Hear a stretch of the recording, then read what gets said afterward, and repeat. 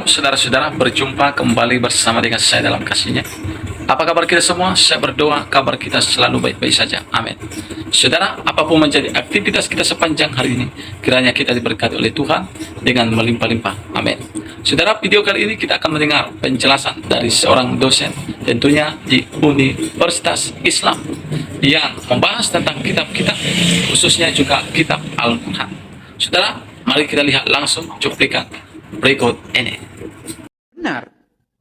Al-Quran yang kita memang ini sensitif ya. Saya sebenarnya takut ngomong Quran itu. Iya, atau kita skip Qurannya karena ini kitab suci yang paling sensitif kita omongin ntar kan.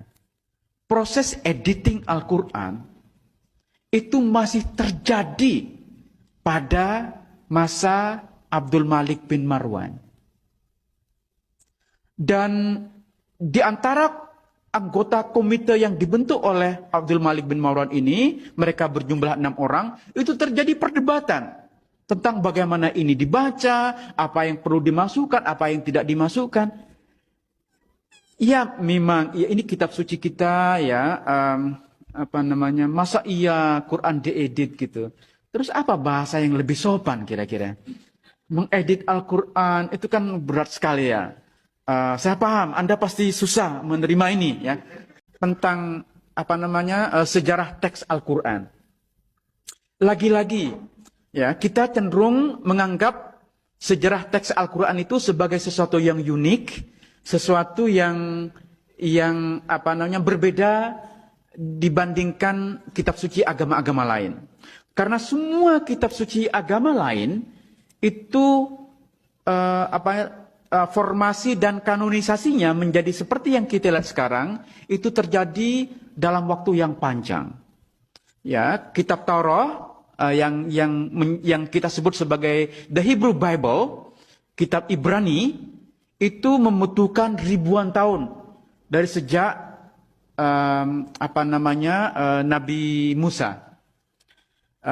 Kitab New Testament atau keseluruhan the Bible, Alkitab. Jadi pada tahun 200 sekian Alexandria itu masih atau orang pertama yang mengusulkan daftar isinya yang kita sebut sebagai Alkitab sekarang. Artinya proses kanonisasi Alkitab itu membutuhkan lebih dari 200 tahun. Demikian juga kitab agama lain. Vedas menjadi kitab seperti yang kita lihat sekarang itu baru terjadi abad ke-18. Ketika Vedas, ya kitabnya orang Hindu itu dikumpulkan oleh Max Muller, seorang yang dikenal sebagai the fathers of religious studies. Itu menarik sekali. Justru yang mengumpulkan kitabnya orang Hindu itu orang Barat, itu penjajah. Yang sekarang kita kenal sebagai kitabnya orang Hindu. Jadi semua kitab suci, ya, proses kanonisasinya menjadi kanon kitab standar itu terjadi membutuhkan ratusan dan ribuan tahun. Nah, apakah Al-Quran itu suatu pengecualian? Seberapa yakin kita bahwa Al-Quran teksnya sudah fix seperti yang kita lihat sekarang itu pada periode Abu Bakar dan Utsman bin Affan.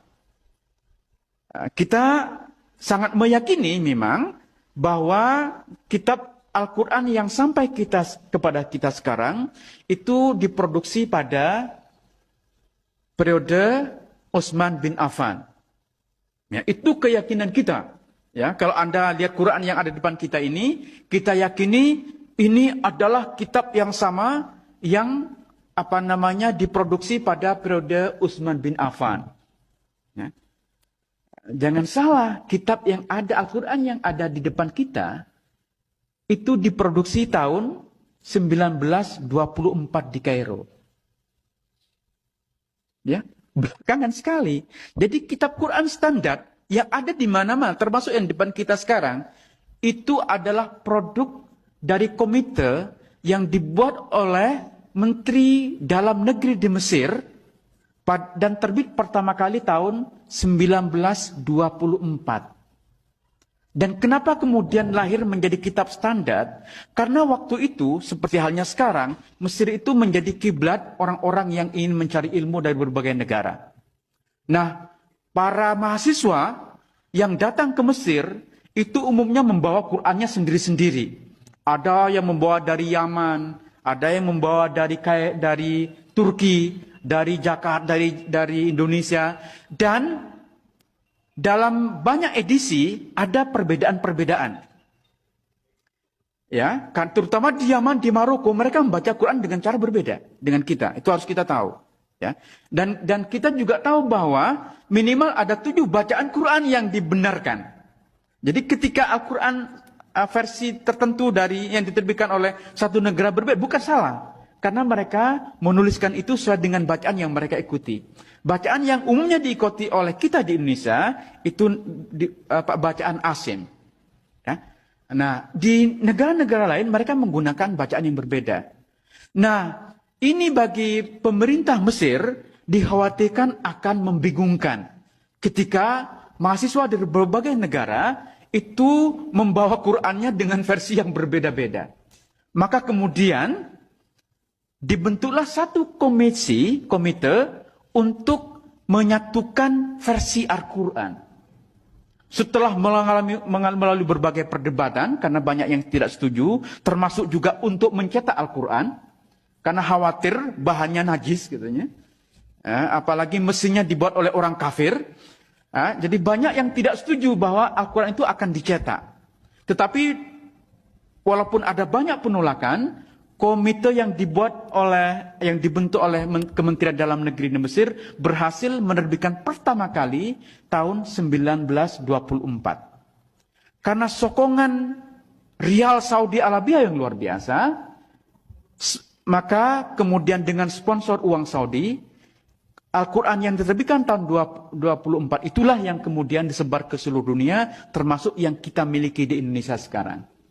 Jadi Al-Quran standar yang kita miliki itu produk tahun 1924. Ya.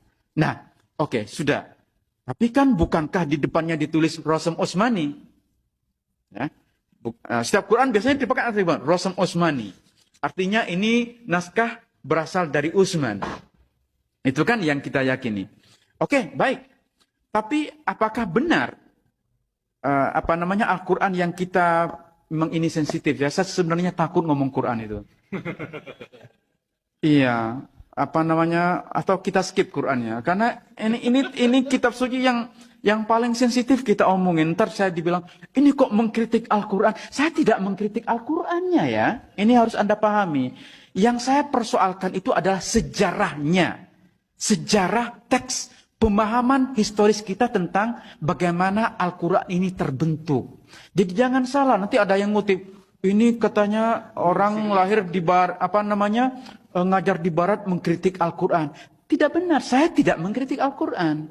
Yang saya persoalkan adalah pemahaman historis kita tentang bagaimana Al-Quran sampai kepada kita sekarang. Itu yang menjadi concern saya. Ya.